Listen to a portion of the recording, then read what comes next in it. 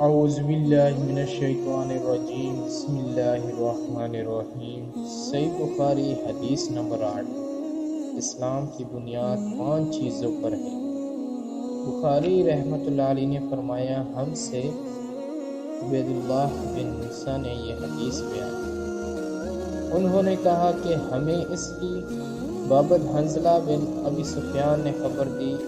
انہوں نے اکرمہ بن خالد سے روایت کی۔ انہوں نے عبداللہ بن عمر رضی اللہ تعالیٰ عنہ سے روایت کی کہ رسول اللہ صلی اللہ علیہ وآلہ وسلم نے فرمایا، اسلام کی بنیاد 5 چیزوں پر قائم کی گئی ہے۔ اول، گواہی دینا کہ اللہ کے سوا کوئی معبود نہیں اور بے شک محمد صلی اللہ علیہ وآلہ وسلم اللہ کے سچے اور آخری رسول ہیں۔